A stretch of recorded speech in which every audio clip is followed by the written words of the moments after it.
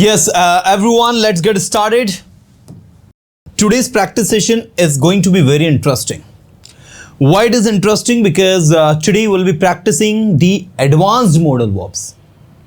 Yes, you must have heard these words like must have. अभी हमने recently बोला ही. You must have heard it. निश्चित ही आपने सुना ही होगा.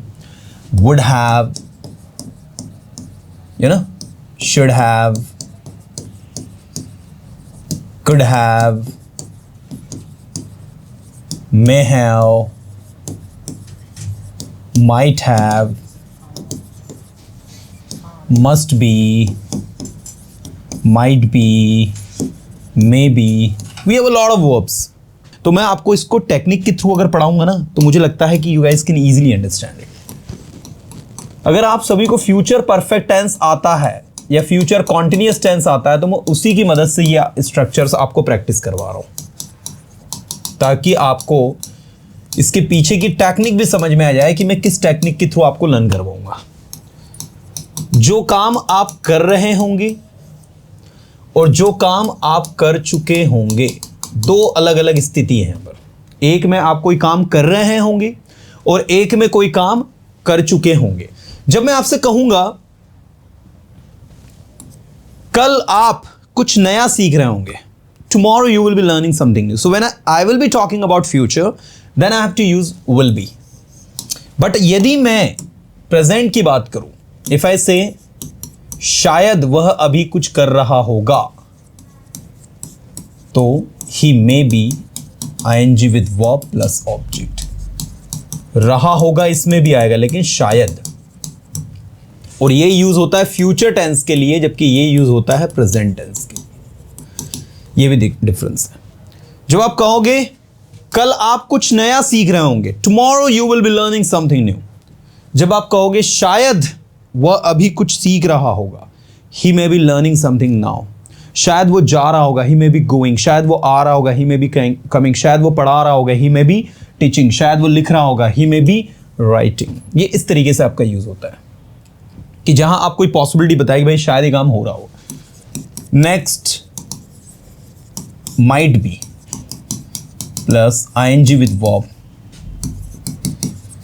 शायद ही रहा होगा. ये इस तरीके से मैंने कहा शायद ही वो यहां आ रहा होगा, he might be coming here. शायद ही वो वहां जा रहा होगा, he might be going there. शायद ही वो लिख रहा होगा, ही माइट बी राइटिंग. ठीक है, तो मे बी, माइट बी. निश्चित ही वह कुछ लिख रहा होगा, he must be writing something. रहा होगा लेकिन निश्चित ही. निश्चित ही वह कुछ कर रहा होगा, he must be doing something. निश्चित ही वह उसकी मदद कर रहा होगा, he must be helping him. निश्चित ही वो सेंटेंसेस बना रहा होगा, he must be making sentences. शायद ही वो सेंटेंसेस बना रहा होगा, he might be making sentence. शायद वो सेंटेंस बना रहा होगा, he may be making sentence. और वह सेंटेंस बना रहा होता, he would be making sentences. वो यहां आ रहा होता, he would be coming here. वो इंग्लिश सीख रहा होता, he would be learning English. वो कुछ कर रहा होता, he would be doing something. यदि उसने इस कोर्स को ज्वाइन कर लिया होता तो वो आज लाइव क्लास अटेंड कर रहा होता. If he joined this course today, he would be attending live class. क्या वो अभी लाइव क्लास अटेंड कर रहा? नहीं, लेकिन आपने स्थिति क्या रखी कि वो आज लाइव क्लास अटेंड कर रहा होता अगर उसने इस कोर्स को ज्वाइन कर लिया होता. He would be attending the live class if he join this course. So इस तरीके से ये आपका काम करता है. तो विल बी के साथ जगह पर हमने मे भी लगाया, माइट भी लगाया, मस्ट भी लगाया और वुड भी लगाया. ठीक है. अब ऐसे ही विल हैव, जो काम हो चुका होगा. मैंने कहा कल तक आपका बेसिक इंग्लिश कंप्लीट हो गया होगा. By tomorrow you will have completed your basic English. कल तक, नेक्स्ट ईयर तक तो आप ग्रेजुएट हो गए होंगे, ग्रेजुएट हो चुके होंगे. You will have become graduate by next year. You will have become graduate by next year. लेकिन जब बात आप प्रेजेंट टेंस में करो और वहां संभावना बताए, जैसे मैंने कहा शायद वे अभी तक तो चले गए होंगे, शायद वे अभी तक तो जा चुके होंगे. ये देखो, शायद वे अभी तक जा चुके होंगे प्रेजेंट टेंस में. ही मे हैव गॉन सो फार. शायद आपको समझ में आ गया होगा. I think you may have understood. शायद उसने खाना खा लिया होगा, उसको कॉल मत करो. I think he may have eaten food, don't call him. शायद उसने पढ़ाई कर ली होगी, ही मे हैव स्टडीड. शायद उसने इंग्लिश सीख ली होगी, ही मे हैव लर्नड इंग्लिश. शायद ही उसने पढ़ाई की होगी, ही माइट हैव स्टडीड।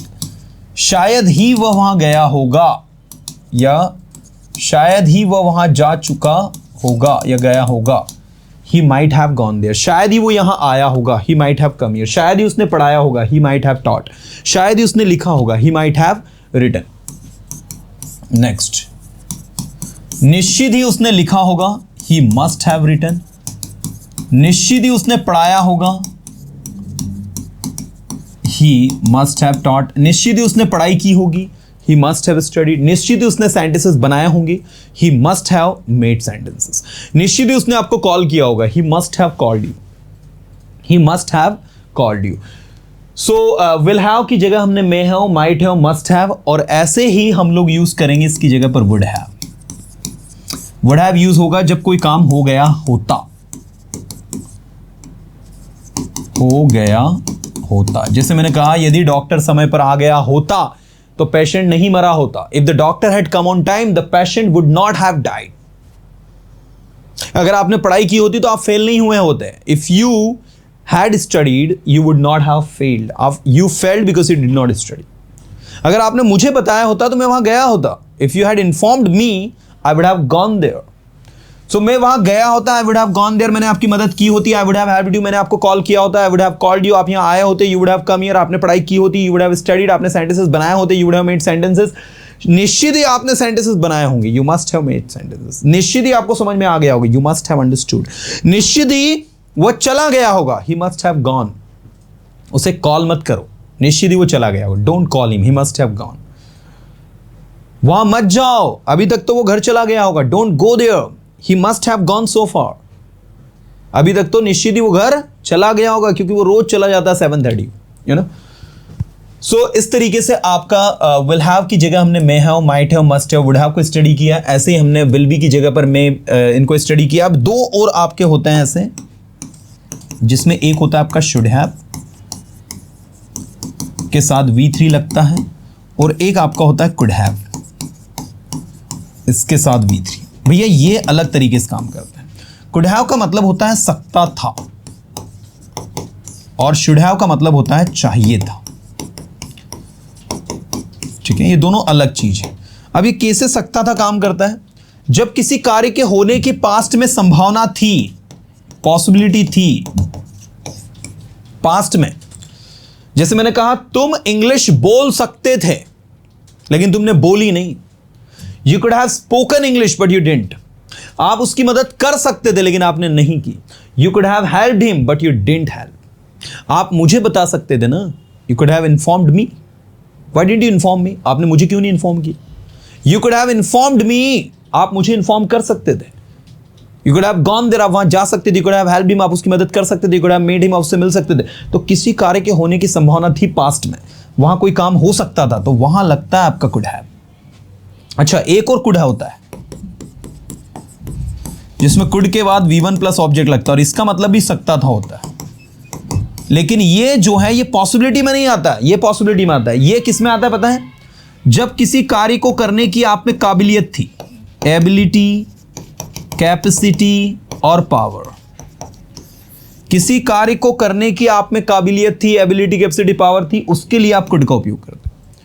जैसे मैं सेंटेंसेस बना सकता था जब मैं 10th में था, I could make sentences when I was in 10th। मैं कॉन्फिडेंटली इंग्लिश बोल सकता था जब मैं 10th में था, I could speak English confidently when I was in 10th। तो मेरे पास ये काम को करने की काबिलियत थी पास्ट में, लेकिन अब नहीं है, तो वहां कुड लगता है। लेकिन कुड हैव कहां लगता है? किसी कार्य के होने की संभावना थी लेकिन आपने नहीं किया। मैंने कहा आप मुझे बता सकते थे ना अगर आपको कोई प्रॉब्लम थी तो। You could have informed me if you had any problem, but you didn't inform me। You know, आपको मुझे बताना चाहिए था। You should have informed me। आपको वहां जाना चाहिए था। You should have gone there। आपको उससे बात करनी चाहिए थी। You should have talked to him। आपको उसे उसकी मदद करनी चाहिए थी, वो आपका फ्रेंड है। You should have helped him। He's your friend। You know, तो चाहिए था के लिए should have, और सकता था के लिए could have। ये should have और could have में कंफ्यूज मत होना। साथ ही could have और could में कंफ्यूज मत होना, क्योंकि could मतलब जो काम आप पास्ट में कर सकते थे। जैसे एक बूढ़ा आदमी है, उसने कहा कि जब मैं यंग था मैं कुछ भी कर सकता था, लेकिन अब मैं कुछ नहीं कर सकता हूं, बूढ़ा हो गया। क्या कहोगे? क्या कहेगा वो इंग्लिश में? When I was young I could do anything, but now I have grown old. Now I can't do anything. But when I was young, I could do anything. जब मैं young था मैं कुछ भी कर सकता था. तो when I was young, I could do anything. That is, I could do anything. मैं कुछ भी कर सकता था. And I could have, you could have helped me, but you didn't. आप मेरी मदद कर सकते थे, पॉसिबिलिटी थी, लेकिन आपने नहीं की. तो वहां could have लगता है. तो could have और could दोनों में डिफरेंस है. should have तो चाहिए था होता है पास्ट का, जैसे आपको लिखना चाहिए, you should write, आपको लिखना चाहिए था, you should have written. तो should का पास्ट जो है should have होता है. अब यहां पर मैं किस बारे में बात कर रहा हूं? मैं बात कर रहा हूं कि भाई जब भी कोई सेंटेंस आप बनाओगे तो उस सेंटेंस के पैटर्न को आप समझो. जैसे देखो यहां पर एक स्ट्रक्चर में लिख दूं एग्जाम्पल के तौर पर, ध्यान दें. अगर मैं यहां लिख दूं कि विल बी के बाद ऑब्जेक्ट, अगर मैं यहां लिख दूं कि विल हैव के बाद ऑब्जेक्ट, तो आपको पता होना चाहिए इसकी मदद से और नए नए स्ट्रक्चर्स क्रिएट हो जाएंगे. जैसे अगर मैं विल बी के बाद ऑब्जेक्ट लगा रहा हूं तो ये होगा का मीनिंग देगा. जैसे मैंने कहा वो कल बिजी होगा, he will be busy tomorrow, future की बात कर रहे हैं. लेकिन यदि मैं आपसे ये कहूं कि शायद वो अभी बिजी होगा, तो ही मे बी बिजी नाउ, शायद ही वो बिजी होगा, he might be busy now, निश्चित ही वो बिजी होगा, he must be busy now, और वह बिजी होता, ही वुड बी बिजी. ठीक है, शायद होगा, ठीक है, शायद ही होगा, ठीक है, निश्चित ही होगा, ठीक है, और होता. दैट इज 4 अलग अलग सिचुएशन है. ठीक है, अच्छा ये तो अलग है, लेकिन अगर मान लो ये शुड भी हो जाए यहां पर, तो ये मीनिंग क्या दे देगा? होना चाहिए. जैसे मैंने कहा तुम्हें ईमानदार होना चाहिए, यू शुड बी ऑनेस्ट. तुम्हें लॉयल होना चाहिए, यू शुड बी लॉयल. तुम ईमानदार होते, यू वुड बी ऑनेस्ट. तुम यहां होते, यू वुड बी हियर. तुम वहां होते, यू वुड बी देयर. अगर तुमने इस कोर्स को पहले ज्वाइन कर लिया होता तो आज आप कॉन्फिडेंट इंग्लिश स्पीकर होते. If you join this course earlier, today you would be confident English speaker. देखो आप कॉन्फिडेंट इंग्लिश स्पीकर होते, you would be a confident English speaker. आप एक अच्छे वक्ता होते, you would be good speaker. आप एक अच्छे लिसनर होते, you would be good listener. You know, so this is the thing. Now may be, शायद होगा, शायद वो भी घर पर होगा, he may be at the home. शायद वो अपनी फैमिली के साथ होगा, he may be with his family. शायद ही वो अपनी फैमिली के साथ होगा, he might be with his family. निश्चित ही वो अपनी फैमिली के साथ होगा, he must be with his family. He must be with his family. और वो अपनी फैमिली के साथ होता, he would be with his family. Right. तो ये है आपका फंडा जो आपको ध्यान देना है. अब नेक्स्ट देखो, विल हैव. अब ये विल हैव कैसे काम करता है? इसका मतलब होता है जो चीज हमारे पास होगी, किसमें होगी? फ्यूचर में. फ्यूचर में जो चीज हमारे पास होगी उसके लिए हम इसको यूज करते हैं. जैसे मेरे पास नॉलेज होगा, आई विल हैव नॉलेज. मेरे पास स्किल्स होगी, आई विल हैव स्किल्स. शायद उसके पास पैसे होंगे, तभी तो नई कार खरीदी उसने. ही मे हैव मनी. शायद उसके पास पैसे होंगे तो ही मे हैव मनी. शायद ही उसके पास पैसे होंगे, ही माइट हैव मनी. निश्चित ही उसके पास पैसे होंगे, ही मस्ट हैव मनी. और उसके पास पैसे होते, ही वुड हैव मनी. कोई चीज किसी के पास होती, पास होते, दैट इज निश्चित ही पास होगा, शायद ही पास होगा. मैंने कहा शायद ही उसके पास पैसे होंगे, ही माइट हैव मनी. निश्चित ही उसके पास पैसे होंगे, ही मस्ट हैव मनी. और उसके पास पैसे होते अगर वो पैसे कमाता तो, he would have money if he earn. उसके पास एक सेलफोन होता यदि वो खरीदता तो, he would have a cellphone if he bought. If he bought. उसके पास नॉलेज होता अगर वो मेहनत करता तो, he would have knowledge if he worked hard. उसके पास सब कुछ होता है यदि वो वहां जाता तो. He would have everything if he went there. You know? So that is would have plus object. अब ये वाला जो है will have plus object और ये will have plus V3 ये अलग अलग चीजें हैं. बट पैटर्न हम वही अप्लाई कर रहे हैं कि will have की जगह may have, might have, must have.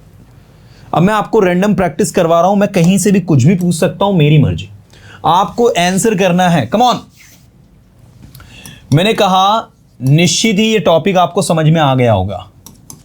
मुझे लगता है निश्चित ही आपको ये टॉपिक समझ में आ गया. I think you must have understood this topic. I think you must have understood this topic. दूसरा, शायद ही आपको ये टॉपिक समझ में आया होगा. You might have understood this topic. आपको ये टॉपिक समझ में आ गया होता अगर आप ध्यान दे देते तो. You would have understood this topic if you paid attention.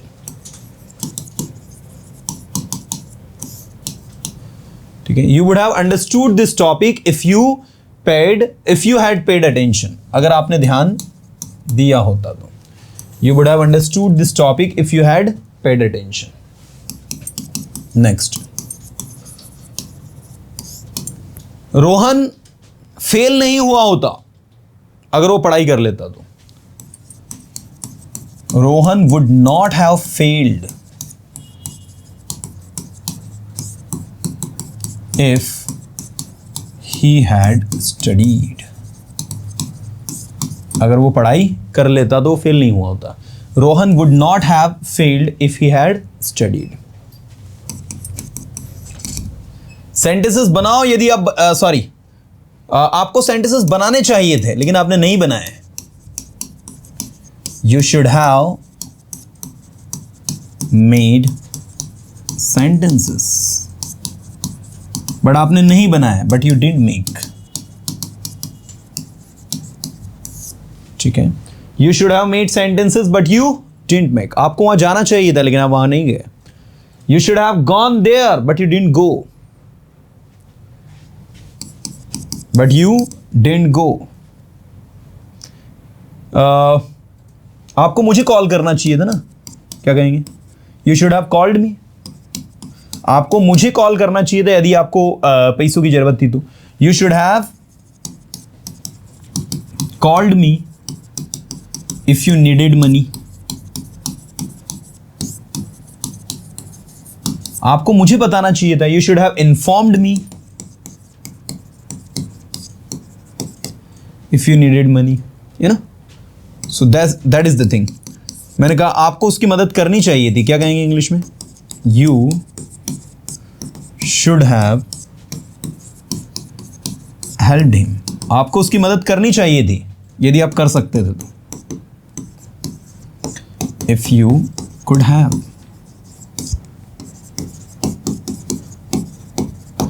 आपको वहां जाना चाहिए था. You should have gone there.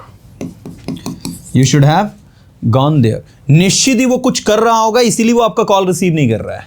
क्या कहेंगे इंग्लिश में? He must be doing something.